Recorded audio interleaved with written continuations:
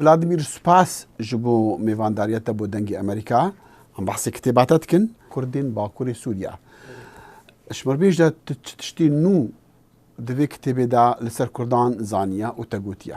Yani gelek lêkolîn kir li ser rojava û ji bo yani pirtûk li ser rojava pir keme ji bo ew tiştekî taybet e.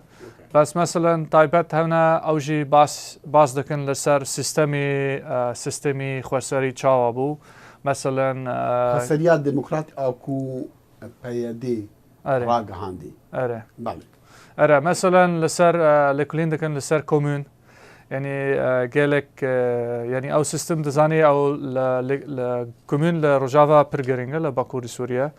Her taxê li Rojava komûn hene. û li ser rewşa siyaset yani li ser dêrokê Hizbî Kurdî çawa bû, çawa Hizbî Yekemîn dest pê kir, çawa mesela YPG PYD dest pê kir, çawa mesela Qesede dest pê kir. Çi di nav civakê de dît sirinj rakêj